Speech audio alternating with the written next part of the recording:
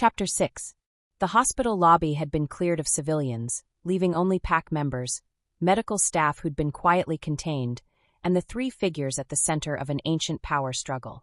Lily watched in fascination and growing dread as Damon and Victor circled each other like the predators they were, their civilized facades dropping away to reveal something far more primitive. "The old ways, then," Victor said, loosening his tie with deliberate precision. "Combat to determine the rightful alpha. If that's what you want." Damon's voice was calm, but Lily could see the tension in his shoulders, the way his eyes had begun to glow with inner fire. "But understand this, Victor. When I win, your betrayal of the pack will be answered with exile. You'll be packless, territorless. A rogue." Victor's laugh was cold and sharp. "When you lose, the human dies with you. The pack cannot afford the weakness she represents. Enough talking."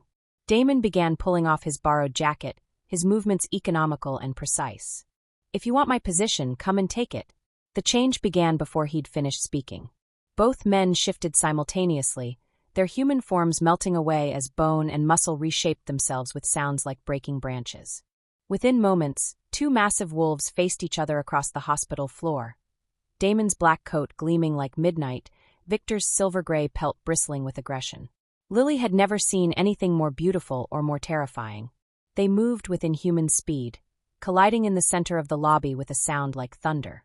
Victor was larger, his wolf form built for brute strength, but Damon was faster, more agile.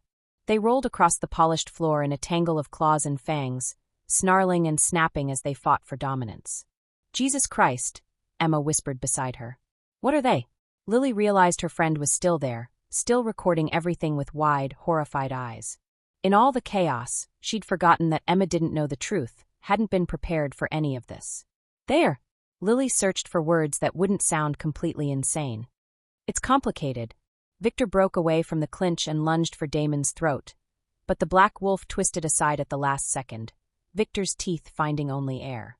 Damon's counterstrike was lightning fast, a vicious slash across Victor's flank that opened wounds deep enough to splatter blood across the white hospital walls.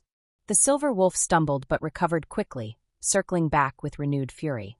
His pale eyes found Lily among the watching pack members, and she saw calculation there, cold intelligence planning something beyond the ritual combat.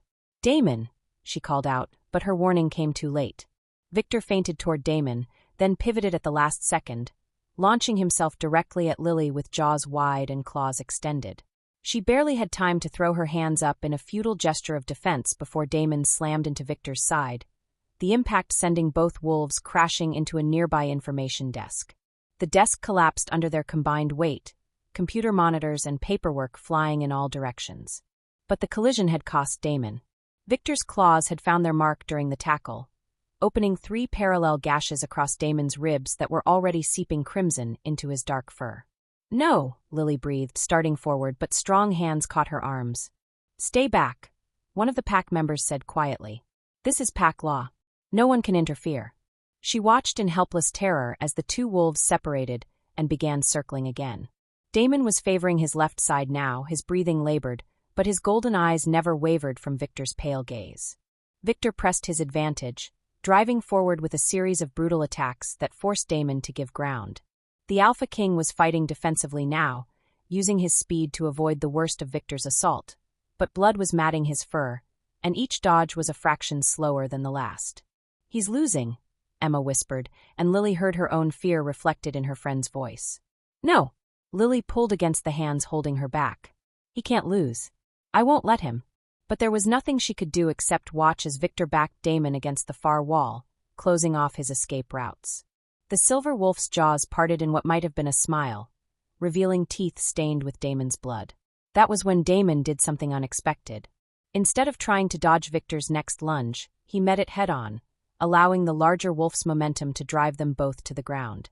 But as they fell, Damon twisted, using Victor's own weight against him. They hit the floor with Victor on top, exactly as he'd intended. But Damon's powerful hind legs were positioned perfectly against Victor's belly. A single explosive kick sent the silver wolf flying across the lobby to crash into the opposite wall with bone-jarring force. Damon was on his feet instantly, despite his wounds, and before Victor could recover, the black wolf's jaws closed around his opponent's throat. The fight was over. Victor shifted back to human form beneath Damon's grip, his face twisted with defeat and rage. "Do it," he gasped. "Kill me." Damon released him and stepped back, his own transformation rippling through his body until he stood naked and bleeding in the center of the destroyed lobby. "No," he said quietly. "You're no longer worth killing. You're packless, Victor. Exiled. If I see you in my territory again, then I'll end you." Victor struggled to his feet, pressing a hand to his throat where Damon's teeth had left deep punctures. "You think this is over? The hunters know about you now. They know about all of you. Killing me won't change that." "What hunters?" Damon demanded. Victor's smile was vicious. "The ones your human boyfriend led straight to us." All eyes turned to Marcus, who had been silent throughout the combat, pressed against the wall like he was trying to disappear into it. Now he straightened, a defiant gleam in his eyes. "You think I'd just roll over and let you monsters take everything from me?" Marcus said. "Lily was mine first. 3 years I invested in her, 3 years I tried to make her into something worth having, and she throws it all away for a fucking animal."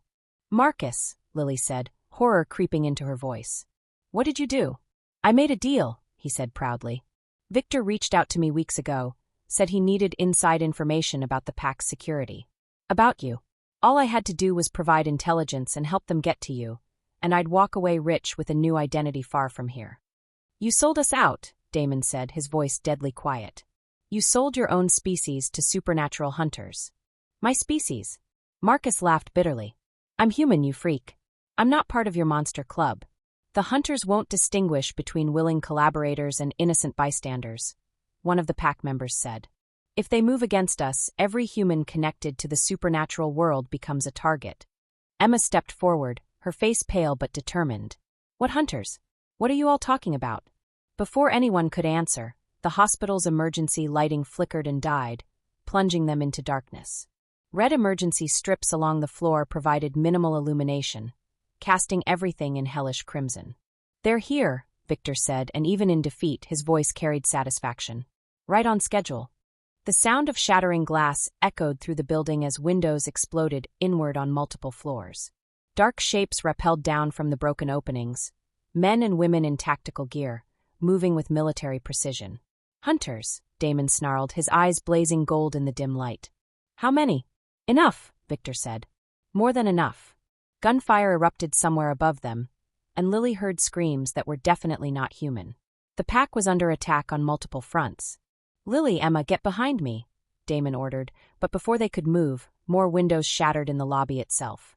Armed figures dropped down on ropes, their weapons aimed at the group in the center of the room. "Nobody move," one of them shouted. "Hands where we can see them." The pack members reacted instantly, several of them beginning to shift even as the hunters opened fire. But these weren't normal bullets. Lily could smell something acrid and herbal in the air, could see the pack members who'd been hit stumbling and falling rather than healing. "Wolfsbane bullets," Damon said grimly. They came prepared. More hunters poured into the lobby through the main entrance, their movements coordinated and professional. These weren't amateur monster hunters or conspiracy theorists. They were soldiers equipped and trained specifically to kill supernatural creatures. "Where's the target?" the apparent leader demanded, scanning the group. Marcus pointed directly at Damon. "That one. He's their alpha king." "And the human female?" "There," Victor said, indicating Lily. "His mate. Kill her, and you break him completely." Lily felt the world tilt as the implications hit her. This hadn't just been about exposing the supernatural world. It had been about destroying Damon specifically. Victor and Marcus had planned this together, using her as bait to lure him into a trap designed to eliminate the most powerful werewolf in North America. "Emma, run," she whispered to her friend, but Emma shook her head. "I'm not leaving you." The lead hunter raised his weapon, and Lily knew she was about to die.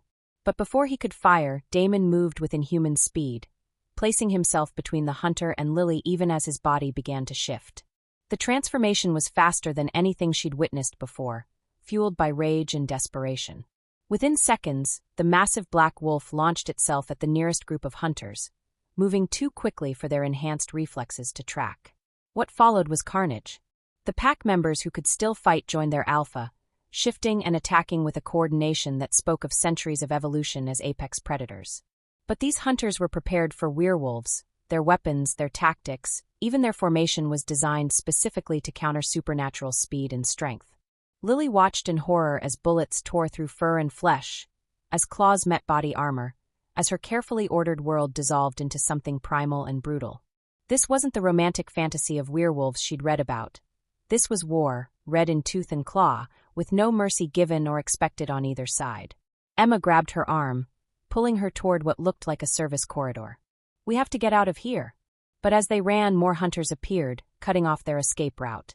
These were different gear, lighter armor, fewer weapons, but their faces were coldly professional. "Target acquired," one of them said into his radio. "The human mate and her companion." "Perfect," came Victor's voice from behind them. He'd somehow slipped away during the battle, and now he stood with 3 more hunters, his naked body covered in blood from his fight with Damon. "Take them alive. They're our insurance policy." "Victor, don't do this," Lily pleaded. "Whatever you think you'll gain." "I'll gain my pack's survival," he said coldly. "Damon's obsession with you has compromised everything we've built. With him dead and you gone, the pack can return to what it should be. You're insane if you think killing him will solve anything. The other packs won't accept you as their leader. They will when I deliver proof that I eliminated the threat to our secrecy." Victor's smile was terrifying in its sincerity. "Your death will be blamed on the hunters, of course. A tragic casualty of their attack on our territory." One of the hunters raised a weapon that looked more like a dart gun than a rifle, and Lily realized they intended to tranquilize her and Emma rather than kill them outright. But before the hunter could fire, a roar of pure rage echoed through the corridor. Damon appeared at the far end, still in wolf form, his black fur matted with blood that might or might not have been his own. His golden eyes fixed on Victor with murderous intent. "The Alpha," one of the hunters said, raising his weapon. "No," Victor said sharply. "He's mine." Damon shifted back to human form as he stalked toward them, and Lily gasped at the extent of his injuries. Claw marks and bullet wounds covered his torso, and he was leaving bloody footprints with every step. But his eyes burned with unwavering determination. "Let them go, Victor," he said quietly. "This is between us." "Oh, but it's not," Victor replied. "It stopped being between us the moment you chose her over your pack. Over your responsibilities." "I chose love over fear," Damon said. "Something you'll never understand." Victor laughed. "Love? You call this obsessive fixation love? You've risked everything. Our secrecy, our safety, our very existence, for one fragile human who will be dead in 60 years anyway. She's my mate. She's your weakness. And I'm going to cut that weakness out of you." Victor nodded to the hunters, and they raised their weapons, but not at Damon. "At Emma. You want to save your precious human?" Victor said. "Watch her friend die first." The gunfire was deafening in the enclosed corridor. Lily screamed, throwing herself toward Emma, but she was too slow, too human. Emma crumpled to the ground, crimson spreading across her scrubs, her eyes wide with shock and pain. "No!" Lily dropped to her knees beside her friend, pressing her hands against the wounds in Emma's chest. "No, no, no, please." "I'm sorry," Emma whispered, blood flecking her lips. "I'm so sorry, Lily. Don't apologize. Don't you dare apologize. This isn't your fault." But even as she said it, Lily knew it was a lie. This was absolutely her fault. Emma was dying because Lily had brought this world of monsters and violence into her life. Because she'd fallen for a werewolf and dragged her best friend into supernatural politics that no human should ever have to face.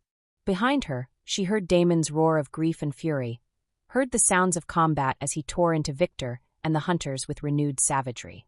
But all of that seemed distant and unimportant compared to the woman bleeding out in her arms. "Stay with me," she whispered to Emma. "Please stay with me." Emma's hand found hers, squeezing weakly. "Take care of yourself, okay? And maybe stay away from guys who turn into wolves." Despite everything, Lily found herself laughing through her tears. "I'll consider it." "Good." Emma's eyes were starting to glaze over, but she managed one more whisper.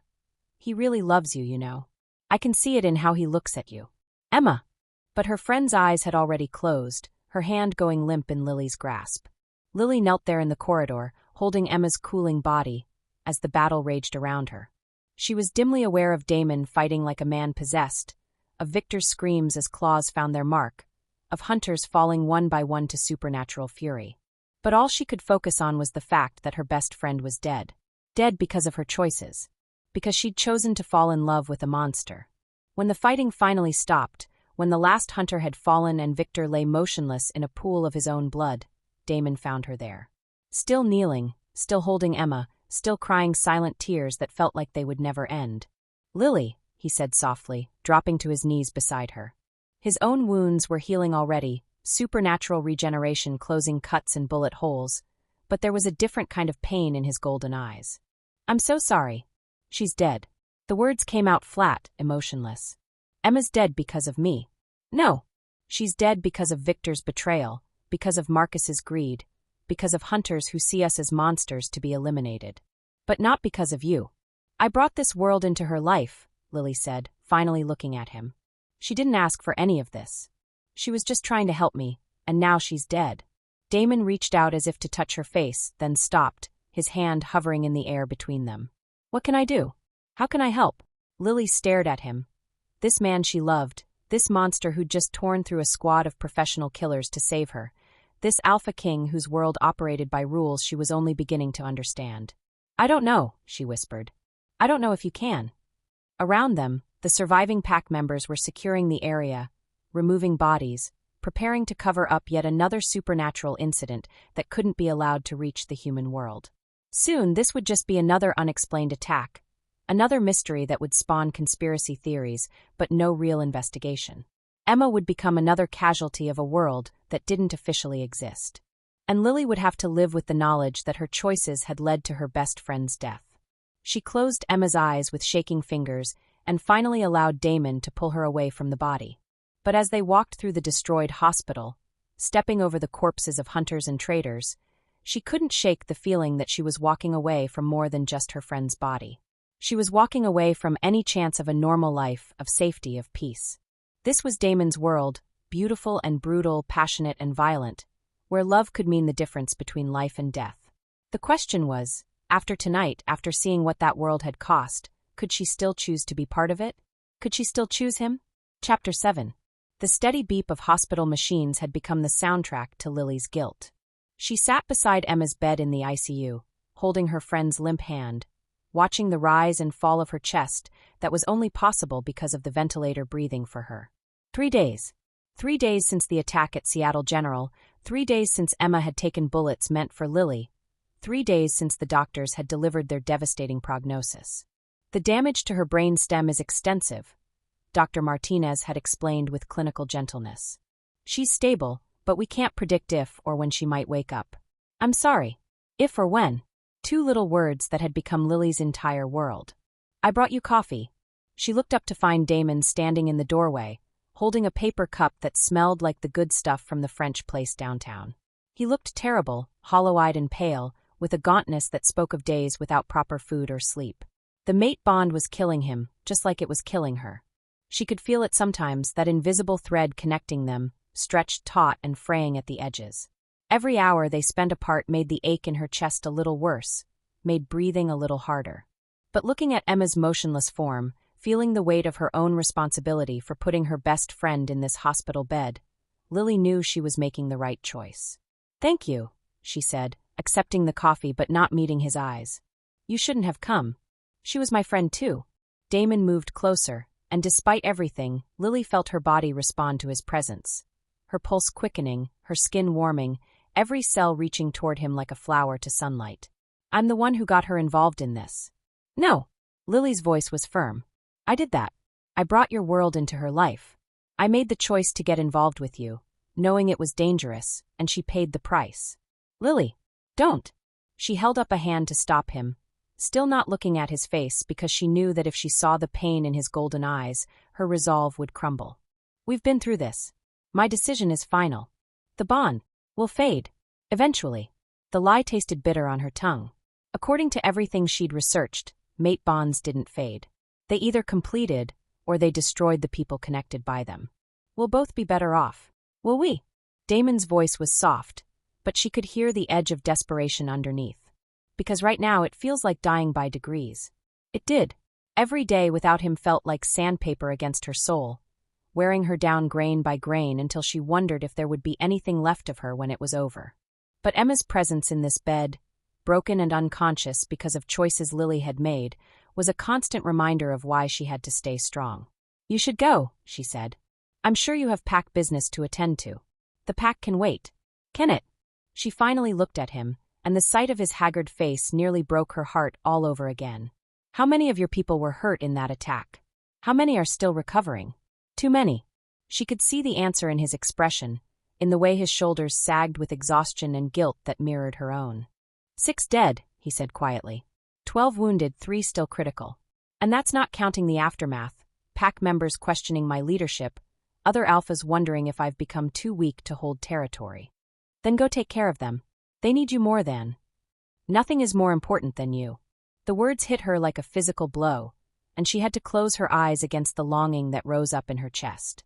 That's the problem, she whispered. That's exactly the problem. You'll always choose me over your responsibilities, over your pack's safety, over everything else. And people will keep getting hurt because of it. That's not, isn't it? She opened her eyes, meeting his gaze directly. Tell me honestly, Damon. If this happened again, if I were in danger and saving me meant risking your pack, what would you choose? He was quiet for a long moment, and in that silence they both had their answer. I can't change what I am, he said finally. I can't change that you're my mate, that losing you would destroy me. I know, and that was the tragedy of it all. She understood now why he'd made the choices he had, why he'd risk everything for her. The mate bond wasn't just supernatural destiny, it was love distilled to its most essential form, pure and consuming and completely irrational. But I can't live with being the reason good people die. Damon moved closer to her chair, close enough that she could smell his familiar scent of bergamot and wilderness, could feel the heat radiating from his body. What if I stepped down? He said quietly. What if I gave up being Alpha King, let someone else lead the pack? We could go somewhere far from here, start over. You'd hate me for it eventually. The words came out harsher than she'd intended. You'd resent me for making you give up everything you've built, everyone who depends on you. And I'd hate myself for letting you do it. So what then? We just give up? Let this bond tear us both apart rather than fight for what we have. Lily looked down at Emma's peaceful face, at the machines keeping her alive, at the visible proof of what loving Damon Blackwood could cost. Yes, she whispered. That's exactly what we do. She heard him take a shaky breath, heard the pain in it that matched her own. If that's what you want, it's what has to be. For a moment, she thought he might argue further, might try to change her mind with the golden-eyed intensity that had drawn her to him from the beginning. But when she looked up, his expression had gone carefully neutral, the mask of the Alpha King sliding back into place. I'll have security watch the hospital, he said, in case there are any remaining hunter cells. Thank you. And if you need anything at all, I won't. He nodded, accepting the lie, and turned to go. But at the doorway he paused. For what it's worth, he said without turning around, I think you're wrong. I think love is worth fighting for, even when it's dangerous. Especially when it's dangerous. Then he was gone, leaving only the faint scent of bergamot and the echo of machines keeping her best friend alive. Marcus Hendricks sat in his car outside the bus station, hands shaking as he counted the cash in his duffel bag for the third time. $50,000, his payment from Victor for services rendered, minus what he'd already spent on fake identification documents and a bus ticket to Mexico.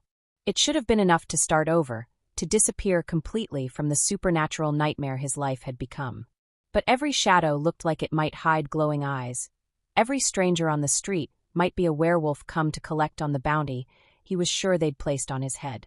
He'd tried to reach Victor after the hospital attack, tried to collect the rest of his promised payment. But the beta's phone went straight to voicemail. The hunter contact who'd recruited him had gone similarly silent, and Marcus was beginning to suspect he'd been abandoned by both sides. The smart thing would be to get on that bus and never look back. Mexico had no extradition treaty for supernatural crimes, and he had enough money to disappear into some coastal town where werewolves were nothing more than movie monsters. But as he reached for the car door handle, he caught a reflection in the side mirror that made his blood run cold. Golden eyes, watching him from the shadows between buildings.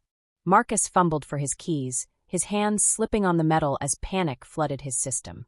The engine turned over on the third try, and he peeled out of the parking lot without looking back, his heart hammering against his ribs. He made it 3 blocks before they forced him off the road. The attack came from multiple directions at once, shapes moving with inhuman speed to surround his car, claws tearing through metal and glass like tissue paper. Marcus screamed as his door was ripped completely off its hinges, as hands that were too strong and too hot dragged him from the wreckage. Hello, Marcus.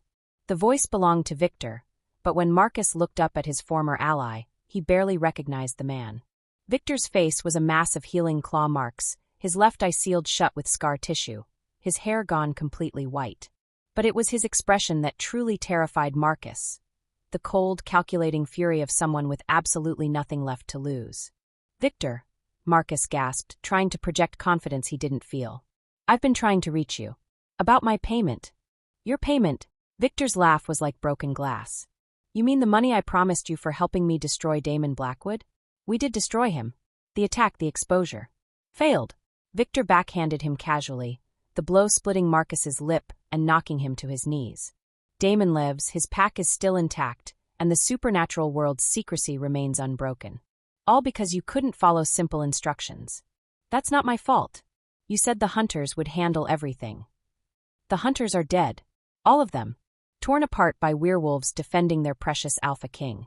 Victor crouched down to Marcus's level, his remaining eye blazing with malice. "Do you know what it's like to be packless, Marcus? To be cut off from everything that makes you whole?" Marcus shook his head, not trusting his voice. "It's like dying slowly," Victor continued conversationally. "Every day a little more of yourself withers away, until you're nothing but hunger and rage and the desperate need for revenge against the one who took everything from you." "I can help you," Marcus said desperately. "I know things about Damon, about the human girl." "Oh, you're going to help me," Victor agreed. "Just not in the way you think." The rogues, Marcus could see them now, a pack of werewolves whose eyes held the same desperate fury as their leaders, closed in around him. These weren't the controlled, civilized predators from Damon's pack. These were wolves driven mad by exile, by the loss of everything that gave their lives meaning. "You're going to be bait," Victor explained. "The perfect lure to draw Damon into one final confrontation. And this time, I won't make the mistake of underestimating him." Marcus tried to run, but rogue claws were faster than human reflexes. The last thing he saw before unconsciousness took him was Victor's scarred face twisted into a smile of pure malice. Lily felt the attack before she understood what was happening. She'd been dozing in the hospital chair, her dreams filled with golden eyes and the phantom scent of bergamot, when something yanked her awake with the urgency of a fire alarm. The mate bond, stretched and fraying though it was, suddenly blazed to life with Damon's fear and rage. He was in danger. She was on her feet before conscious thought caught up with her, her hand already reaching for her phone to call him. But before she could dial, the phone rang in her hand. "Lily!" The voice belonged to one of Damon's pack members. She thought his name was James. "You need to get to the warehouse district. Now!" "What's wrong? Where's Damon?" "Under attack. Victor survived, and he's brought rogues. They have the area surrounded, and..." The line crackled with static and what sounded like gunfire. "Damon's hurt. He's asking for you." Lily's world tilted. "I'll be right there." She was halfway to the elevator before rational thought reasserted itself. This was exactly what she'd been trying to avoid, being drawn back into Damon's world of violence and danger. If she went to him now, if she answered his call for help, she'd be admitting that all her noble intentions about keeping him and others safe were just lies she'd told herself. But the alternative was letting him die. And despite everything, despite her fears and her guilt and her determination to protect innocent people from supernatural violence, she couldn't do that. She couldn't let him face this alone. The warehouse district was a maze of industrial buildings and empty lots on the outskirts of Seattle, the kind of place where supernatural battles could happen without witnesses. Lily parked 3 blocks away and ran the rest of the distance, following the sounds of combat and her own inexplicable ability to sense Damon's location. What she found was a war zone. The pack, what remained of it after the hospital attack, had taken defensive positions around a large warehouse, but they were clearly outnumbered. Rogues attacked from all directions, their assault coordinated by Victor's tactical knowledge of pack fighting techniques. And in the center of it all was Damon, magnificent and terrible in his fury, leading his wolves against impossible odds. Even from a distance, Lily could see he was wounded. His movements were slower than they should be, and there was blood matting his dark fur.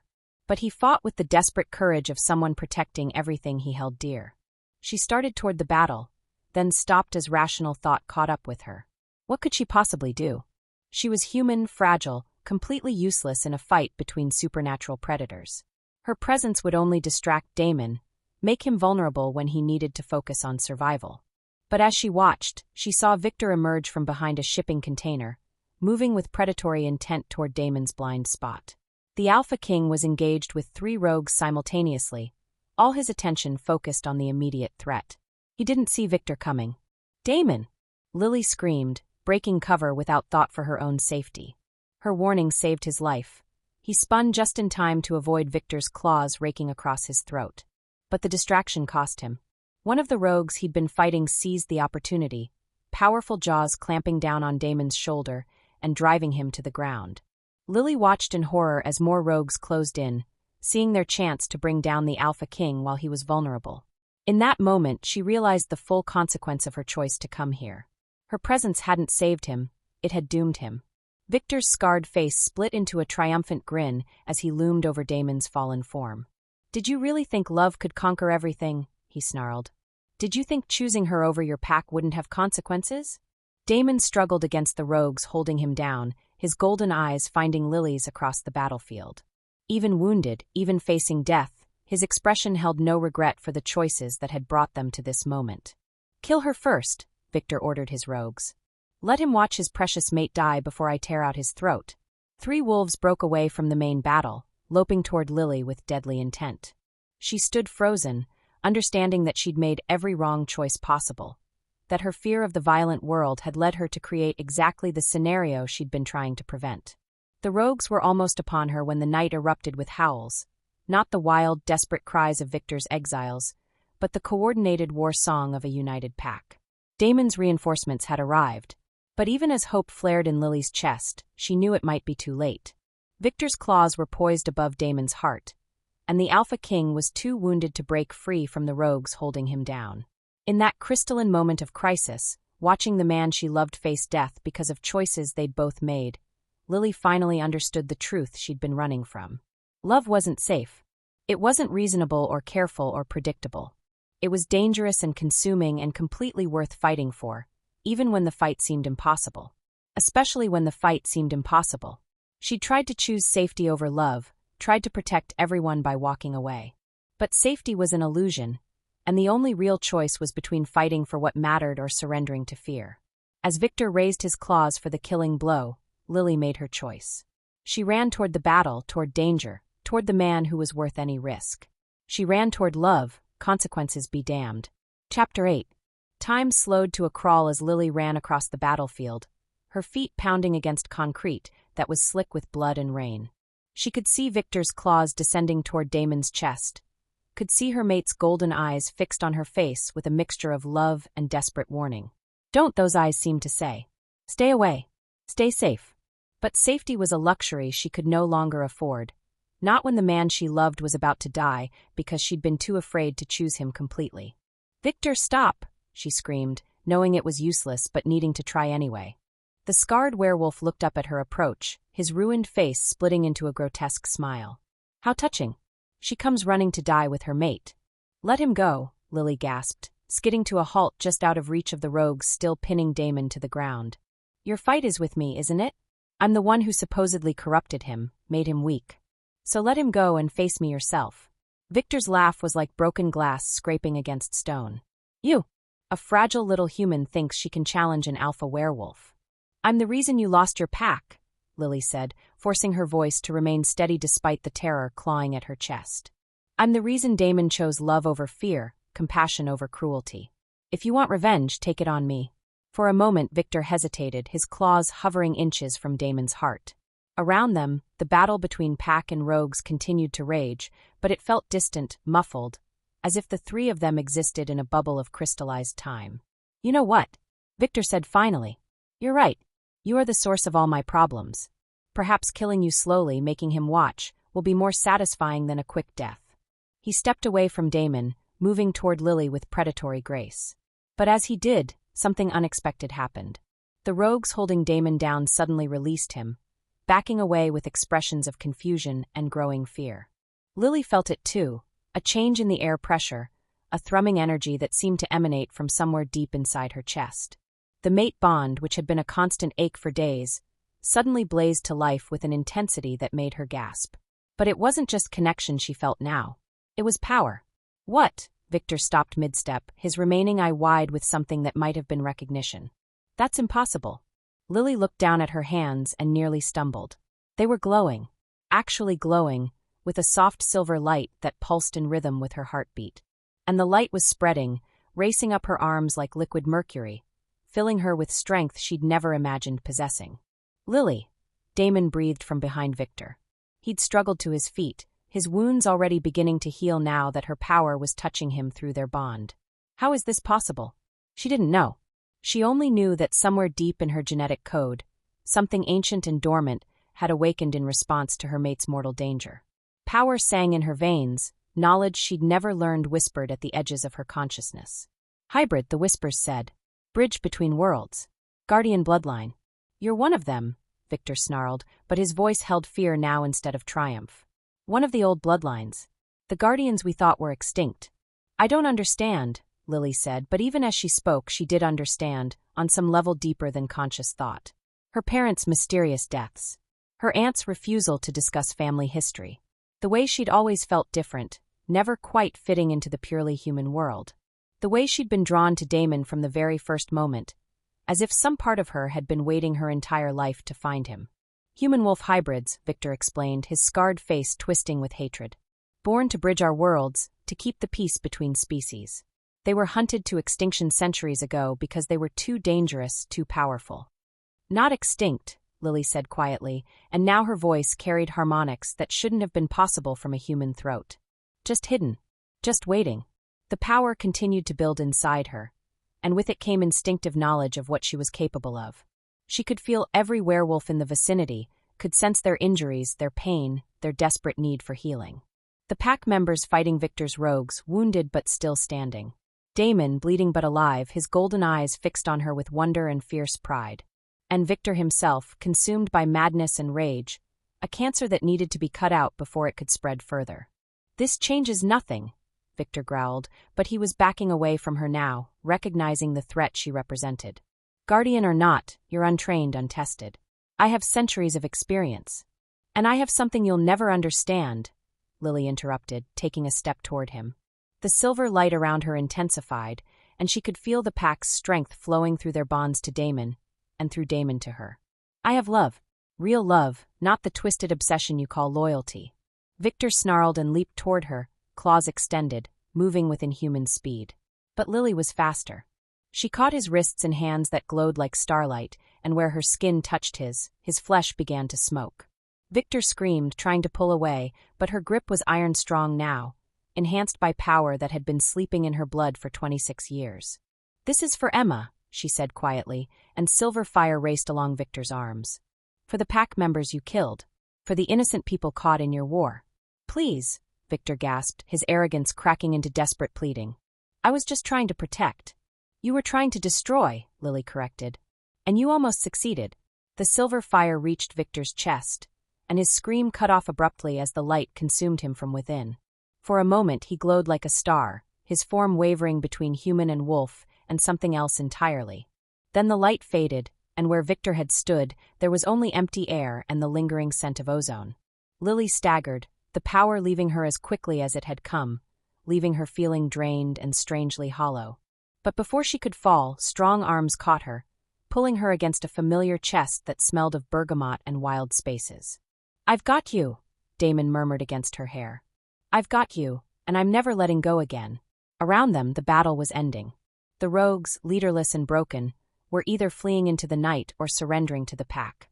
But Lily barely noticed, too focused on the way Damon's heartbeat felt against her cheek, the way his hands trembled as they stroked her hair. "You came back," he said, and she could hear tears in his voice. "Even after everything, you came back." "I never really left," she admitted, tilting her head up to meet his golden eyes. "I was just too scared to admit it." "And now?" Lily looked around at the aftermath of the battle, at pack members tending each other's wounds, at the empty space where Victor had stood, at the proof of what she was capable of when she stopped running from her nature. "Now I'm still scared," she said honestly. "But I'm more scared of losing you than I am of anything else." Damon's smile was like sunrise after the longest night. "Even if loving me means accepting a world of danger and violence?" "Even if loving you means becoming dangerous myself," she replied, and kissed him with all the passion and commitment she'd been holding back for days. The kiss tasted like blood and tears and the promise of forever. They found Marcus an hour later, bound and beaten in the back of an abandoned van a few blocks from the warehouse. He was barely conscious when they cut him free, his face a mass of bruises and his breathing labored. "Lily," he whispered when he saw her, his voice barely audible. "You came." "Of course I came," she said, though she felt no warmth for the man who had caused so much pain. "We're taking you to a hospital." "No." Marcus struggled to sit up, his hand clutching weakly at her arm. "No hospitals. They'll ask questions I can't answer." "Marcus, you need medical attention." "I need forgiveness," he interrupted, his eyes desperate and pleading. "I know I don't deserve it, but I need you to know I never meant for Emma to get hurt. I never meant for any of this to go so far." Lily looked down at the man who had terrorized her for months, who had betrayed them all to supernatural hunters, who had been willing to see her die for money and revenge. She should feel hatred, should want him to suffer as he'd made others suffer. Instead, she felt only pity. "I know," she said quietly. "I know you're sorry. Victor promised me protection, a new life away from all this supernatural insanity," Marcus continued, his words coming faster now, as if he was afraid he'd run out of time. "But when the attack failed, when his rogues captured me, he told me the truth. There was never going to be protection. He was always planning to kill me once I'd served my purpose." "Marcus." "He's not done," Marcus said urgently. "Victor. He had contingency plans, backup schemes. Even with him gone, there are others, hunters, rogues, enemies who want to see the pack destroyed."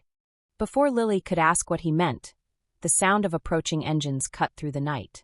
Not the measured rumble of pack motorcycles, but the aggressive roar of vehicles driven by people with nothing left to lose. "They're coming," Marcus gasped, struggling to his feet. His backup plan. If the direct assault failed, he arranged for human extremists to firebomb the pack's safe houses. They think they're eliminating a terrorist cell. Horror washed over Lily as she realized what he meant. The pack's wounded their children, the elders who couldn't fight. They were all gathered at the main safe house, waiting for news of the battle. "How many?" Damon demanded. 24, maybe more. Military trained, armed with incendiaries. Marcus swayed on his feet, but his voice was steady. "They'll be there in minutes." Damon was already reaching for his phone, but Marcus caught his wrist. "There's more," he said. "Victor told them to watch for escaping werewolves. They have sharpshooters positioned around the building, orders to kill anyone who tries to leave. Then we evacuate through the tunnels." "Blocked," Marcus said grimly. He thought of everything. The only way in or out is through the front, directly into their line of fire. Lily felt the blood drain from her face as the implications hit her. The pack's most vulnerable members were trapped, with heavily armed extremists closing in and no way to escape without walking into a massacre. "Unless," Marcus said quietly, "someone creates a distraction. Someone they won't expect." He was looking directly at her as he spoke, and Lily understood. A human, especially a human they'd identify as a hostage or victim, could approach the building without triggering their paranoid defenses. "Absolutely not," Damon said immediately. "I won't let you walk into another trap." "It's not a trap," Marcus said. "It's a sacrifice. Mine, not hers." Before anyone could stop him, Marcus pulled a pistol from his jacket, probably taken from one of Victor's rogues, and pressed it into Lily's hands. "I'm going to walk up to their perimeter," he said calmly. "I'm going to tell them I escaped from the werewolves, that I have information about their defenses. While they're focused on me, you evacuate your people through the confusion." "Marcus, no," Lily said. "There has to be another way." "There isn't." His smile was sad but genuine, the first real expression of peace she'd seen on his face since they'd dated. "I destroyed everything good in my life because I was too proud and too scared to let you go. Let me do one thing right." "They'll kill you." "Probably." Marcus shrugged. "But maybe that's what I deserve. Maybe dying to save innocent people is the only way I can balance the scales." Before Lily could argue further, Marcus was walking away, moving toward the approaching vehicles with steady, determined steps. She started to follow, but Damon caught her arm. "Let him go," he said gently. "Let him choose his own redemption." They watched from the shadows as Marcus approached the extremists' convoy, his hands raised in apparent surrender. Even from a distance, they could hear him talking, spinning some story about being held captive by the monsters, offering to lead them to the pack's weakness. It worked. The heavily armed humans clustered around Marcus, their attention focused entirely on his supposed intelligence briefing. They never saw the pack members slipping through the darkness behind them, evacuating the safe house's occupants through windows and back exits. The deception lasted almost 10 minutes, long enough for every vulnerable pack member to reach safety. Then one of the extremists noticed the empty building and realized they'd been played. The gunshots echoed across the warehouse district like thunder, and Marcus fell to the ground, his body riddled with bullets. But he was smiling as he died, his eyes finding Lily's face in the darkness. "Thank you," he mouthed silently, "for showing me what real love looks like." And then he was gone, the man who had terrorized her finding peace at last in sacrifice. 3 months later. "You may not want to look at this," Dr. Martinez said gently, but his eyes were bright with the kind of wonder that made medicine worthwhile. Lily held Emma's hand as her best friend slowly opened her eyes, blinking in the soft afternoon light, filtering through the hospital window. It had been 3 months since the attack, 3 months of coma and uncertainty and desperate hope. 3 months of Lily learning to control her newfound abilities, of accepting her role as Luna Queen of the Pacific Northwest Pack, of planning a mating ceremony that would unite not just 2 hearts but 2 worlds. "Lily." Emma's voice was hoarse from disuse, but it was the most beautiful sound Lily had heard in months. "I'm here," Lily said, tears streaming down her face. "I'm right here. What happened? I remember being at work, and then—" Emma frowned, her brow furrowing with concentration. "There was some kind of emergency? A chemical spill?" "Something like that," Lily said carefully. The Pack's memory specialists had done their work well. Emma's mind had edited out the supernatural elements of her trauma, leaving only vague recollections of a hospital emergency that had gone wrong. "How long was I out?" 3 months. "But you're going to be fine." "Better than fine, actually." And she was. Dr. Martinez had been amazed by the speed and completeness of Emma's recovery. What should have been permanent brain damage had healed without a trace, leaving her neurologically perfect. Lily suspected her own powers had something to do with that, the unconscious healing energy she'd been directing toward her friend for months. But she'd never tell Emma that, never burden her with the knowledge of what she'd truly lost. 3 months, Emma said wonderingly. "God, I must have missed so much. How's work? How's your love life? Are you still seeing that gorgeous CEO?" Lily's laugh was bright with tears and joy, and the relief of having her best friend back. "Actually, we're getting married." "Married? When? Why didn't you wake me up sooner?" Emma struggled to sit up, her eyes bright with excitement. "I have to be your maid of honor. It's written in the best friend code." "The ceremony is next week," Lily said. "And yes, you're absolutely going to be my maid of honor. If you're feeling up to it." "I'll be feeling up to it if I have to will myself to health through sheer stubbornness," Emma declared. "I'm not missing your wedding to Prince Charming." If only she knew, Lily thought, how literally accurate that description was. The full moon hung like a silver coin in the clear night sky, bathing the forest clearing in ethereal light. Lily stood at the edge of the circle of ancient oak trees, her hands shaking as she smoothed down the flowing white dress that seemed to glow in the moonlight. Around the perimeter of the clearing, the entire pack waited in respectful silence. Not just Damon's wolves, but representatives from other territories who had come to witness the mating of their alpha king to his extraordinary Luna Queen. "Ready?" Emma asked, appearing at her elbow with a bouquet of white roses and silver wolfsbane. The flower that had once been their greatest threat, now transformed into a symbol of unity between worlds. "As ready as someone can be to marry a werewolf king in front of a supernatural audience," Lily replied, her voice steady despite her nerves. Emma laughed, completely at ease with what she believed was an elaborate themed wedding in a forest preserve. "I still think you could have gone with something more traditional, but I have to admit, this is pretty magical."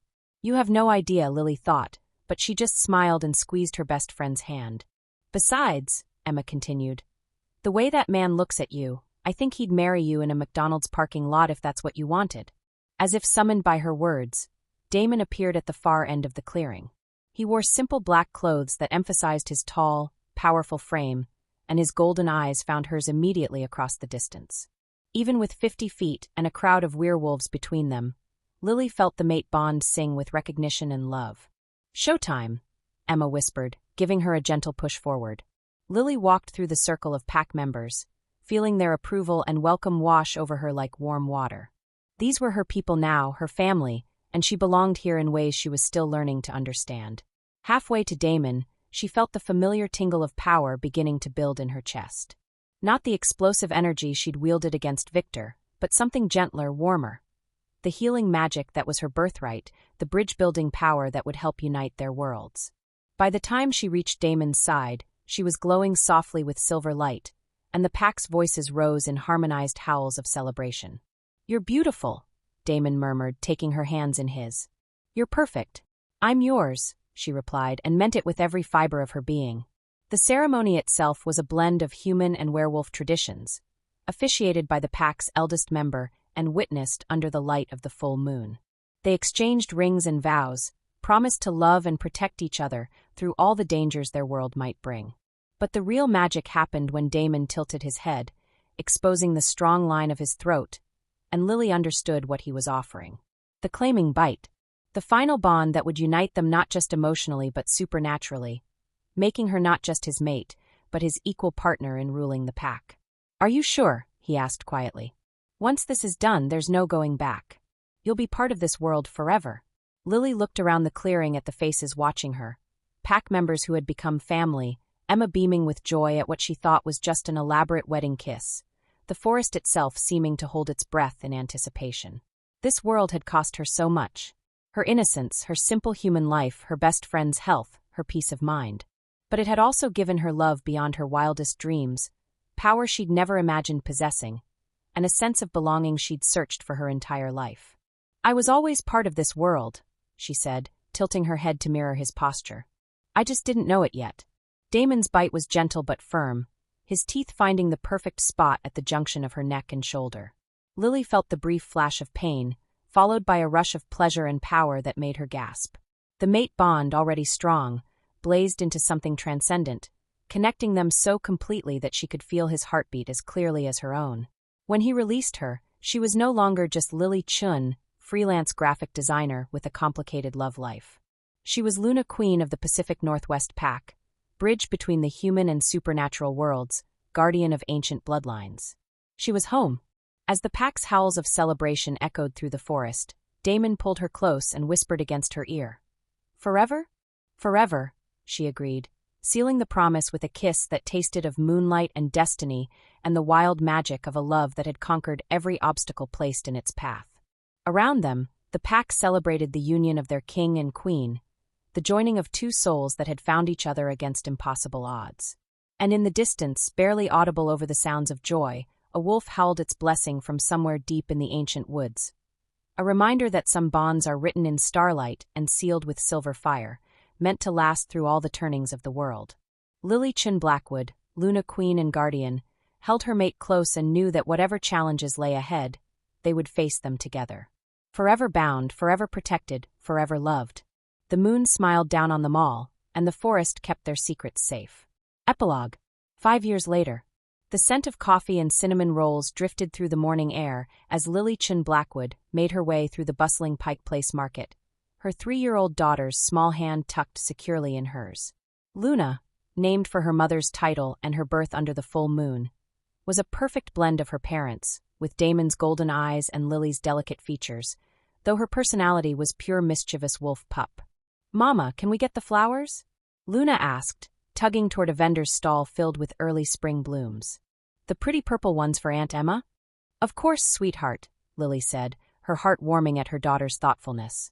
At 3, Luna was already showing signs of her hybrid heritage. Enhanced senses, unusual strength for her age, and an empathetic connection to both humans and werewolves that never ceased to amaze her parents. They selected a bouquet of lavender and white roses, Luna carefully choosing each stem with the serious concentration that made her look exactly like Damon when he was considering pack business. The vendor, Mrs. Patterson, beamed at them both. "How's that husband of yours, dear?" she asked, wrapping the flowers with practiced efficiency. "Haven't seen him around the market lately." "Busy with work," Lily replied diplomatically. The human world knew Damon Blackwood as a successful CEO who'd recently expanded his business into environmental conservation and community development. They had no idea that his real work involved mediating territorial disputes between supernatural species and overseeing the peaceful integration of various shifter communities into Pacific Northwest society. "Well, you tell him Mrs. Patterson says hello. And this little angel gets a cookie on the house." She handed Luna a sugar cookie shaped like a flower, which the toddler accepted with a brilliant smile that would have melted even Victor's cold heart. As they continued through the market, Lily reflected on how much had changed since that terrifying night in the warehouse district. The supernatural world was still hidden from most humans, But it was no longer a world of constant secrecy and fear. Under Damon's leadership, and with Lily's unique abilities as a bridge between species, they'd created something unprecedented, a truly peaceful coexistence. The pack had grown, welcoming not just werewolves but other shifters who'd been living in isolation. Bears from Alaska, ravens from the Olympic Peninsula, even a small family of selkies from the coast. Lily's healing abilities and natural diplomatic skills had made her the perfect Luna Queen for this new era of supernatural cooperation. "Mama, look!" Luna pointed excitedly at a familiar figure approaching through the crowd. "It's Aunt Emma." Emma Reyes jogged toward them, her scrubs traded for casual weekend clothes, her face bright with the joy that had never quite left her since waking from her coma 5 years ago. She'd returned to nursing with a renewed passion for life, eventually specializing in pediatric trauma care. She had no memory of the supernatural events that had nearly killed her, but she'd retained an inexplicable ability to comfort frightened children and an intuitive understanding of when someone needed help. Sometimes Lily wondered if Emma's brief contact with the supernatural world had left her with enhanced empathy, but she'd never investigated too closely. Her friend was happy, healthy, and safely ignorant of the dangerous world that surrounded her. That was what mattered. "There are my favorite girls." Emma scooped Luna into a hug, spinning her around until the little girl shrieked with laughter.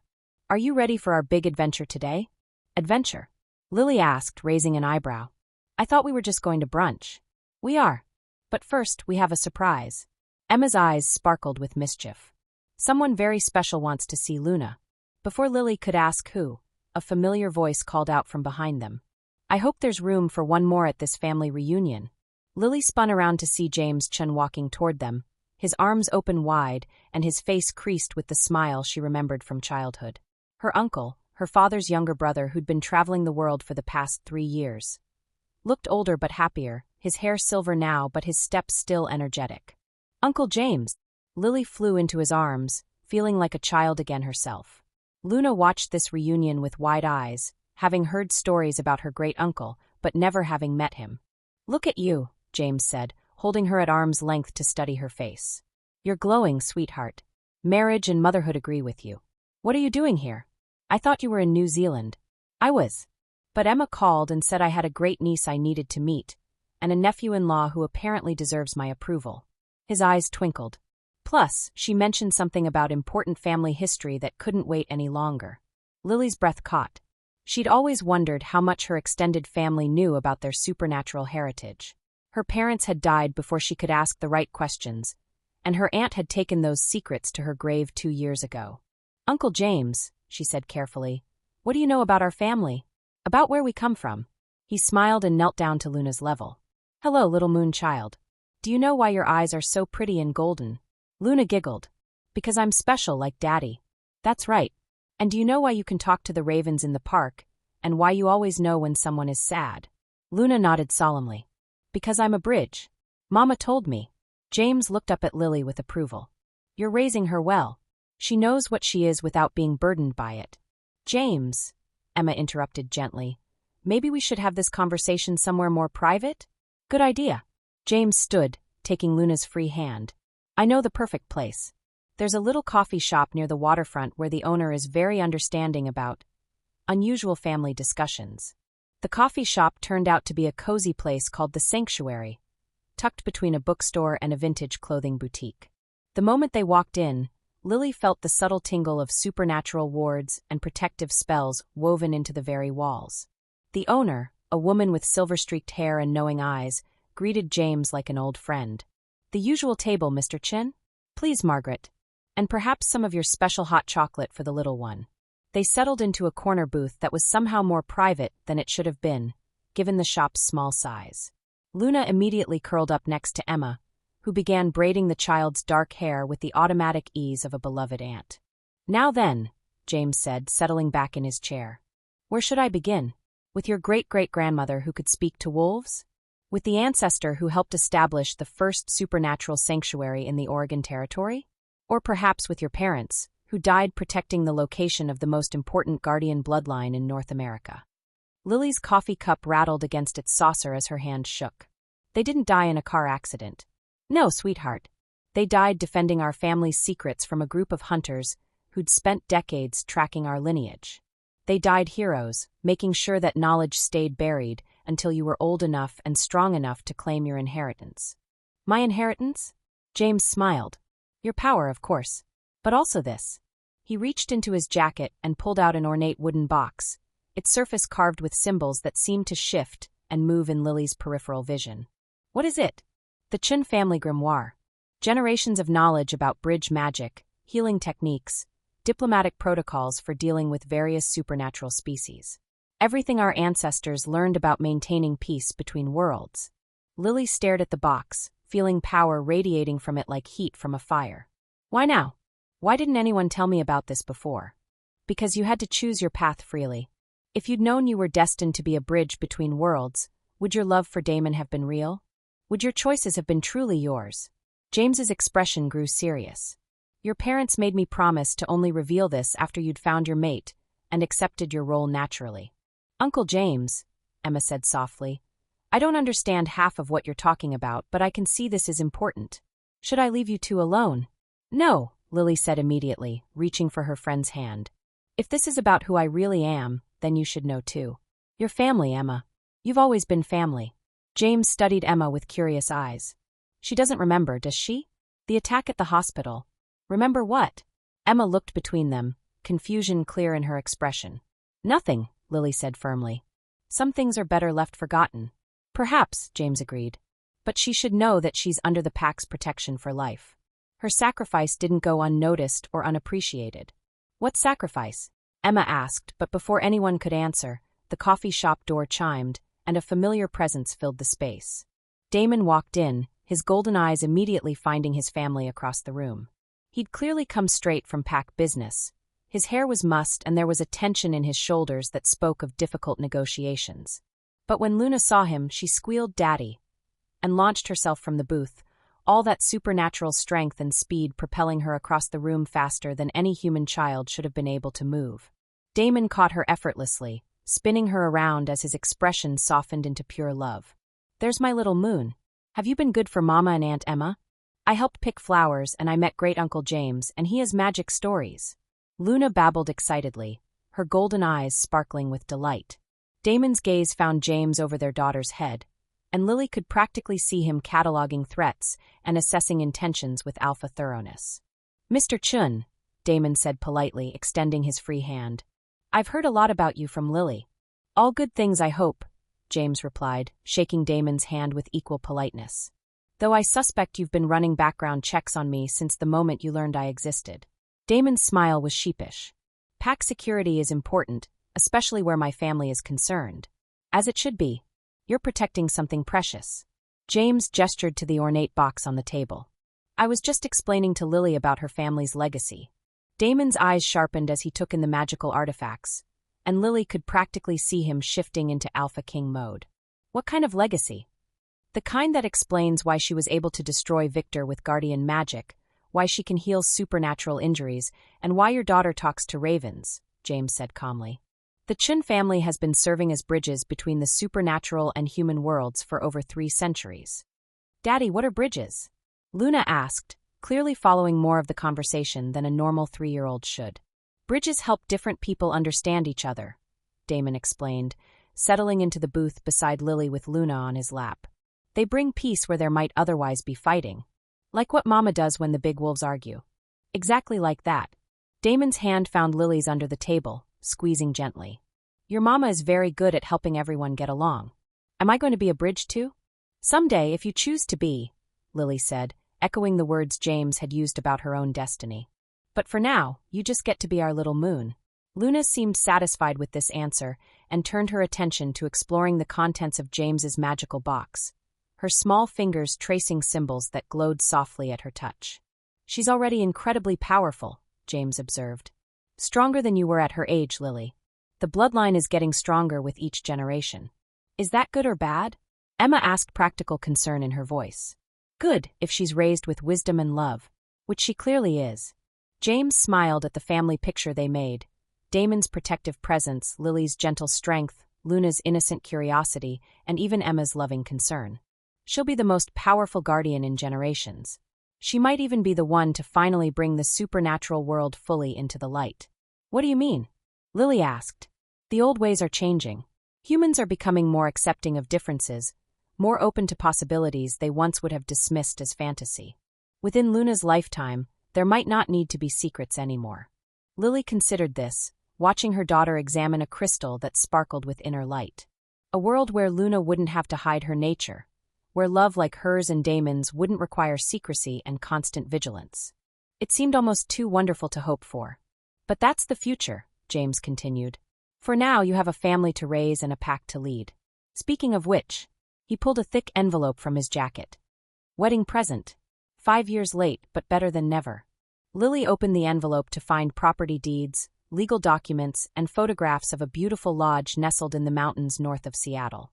It's been in our family for generations, James explained. A safe house, a gathering place, a training ground for young guardians. I think it's time it came back into active use. James, this is too much, Lily protested, but he waved her objections away. Nonsense. It's your birthright. Besides, Luna will need somewhere to learn to control her abilities as she grows older. And from what I hear, your pack could use a proper retreat center for meetings and ceremonies. Damon was studying the photographs with interest. It's beautiful, and strategically positioned for protecting the territory. Plus, Emma added with a grin, it looks like the perfect place for family vacations. Assuming I'm still invited to those. Always, Lily said firmly, squeezing her friend's hand. Family doesn't end in blood, Em. You taught me that. They spent the rest of the afternoon at the sanctuary, sharing stories and looking through the Chun family grimoire. Emma listened to the edited version of their adventures with fascination, accepting the supernatural elements as elaborate metaphors rather than literal truth. It was better that way, safer for everyone. As the sun began to set, casting golden light through the coffee shop's windows, Luna fell asleep in her father's arms, exhausted by the day's revelations and magical encounters. We should head home, Lily said softly, gathering up the precious family artifacts. Thank you, Uncle James. For everything. Don't thank me yet. Read the grimoire, practice the techniques, and then decide if you're grateful or not. His smile took the sting out of the words. But I have a feeling you're going to do amazing things with this knowledge. Will you stay in Seattle for a while? Damon asked. Luna should get to know her great-uncle properly. For a few months, yes. I'd like to see this lodge property, maybe help you set it up properly. And, he glanced at Emma, who was helping Margaret clear their table. I have a feeling there are other family connections worth exploring. Lily followed his gaze and saw the way Emma and Margaret were chatting, the older woman's eyes bright with something that might have been recognition. Emma has abilities, she realized. Doesn't she? Dormant ones, awakened by her contact with your world. She doesn't consciously know it, but she's been using empathic healing magic in her work with injured children. Margaret recognized it immediately. Should we tell her? That's not our choice to make. But perhaps, with time and the right guidance, she'll figure it out on her own. As they prepared to leave, Lily felt a deep sense of completion. Her daughter would grow up knowing her heritage, surrounded by love and magic and possibilities. Her husband continued to build a better world for all supernatural beings. Her best friend was discovering her own gifts in her own time. And she herself had found the balance she'd always sought, between human and wolf, between love and duty, between the ordinary world and the extraordinary one she'd chosen. Ready to go home? Damon asked, adjusting their sleeping daughter in his arms. Lily looked around the sanctuary one more time, at the magical artifacts that represented her family's legacy, at Emma saying goodbye to Margaret with promises to return soon, at Uncle James packing away centuries of supernatural wisdom. More ready than I've ever been, she said, and meant it. They walked out into the Seattle evening, a family bound by love and magic and the promise of tomorrow. In the distance, wolves howled their evening song, and Lily could swear she heard welcome in those ancient voices. Luna stirred in her father's arms and mumbled sleepily, Daddy, the wolves are singing happy songs. That's because they know you're home, little moon, Damon replied, pressing a kiss to her dark hair. And as they made their way through the city toward their house on Queen and Hill, the same house where Lily had once hidden from Marcus, where she'd first felt the mate bonds pull, where she'd made the choice to love a werewolf, she knew that every moment of struggle had been worth it. Every fear conquered, every sacrifice made, every impossible choice navigated had led to this. Walking through the twilight with her mate and their daughter, carrying the legacy of guardians and the promise of a future where love truly could conquer all. Behind them, the first stars appeared in the darkening sky, and ahead of them, their house glowed with warm light, waiting to shelter another evening of the extraordinary ordinary life they'd built together. Home, family, love, magic, everything she'd ever dreamed of, and more than she'd ever dared hope for. Perfect. The end. Thank you for listening to this story. Like, share, and subscribe for more.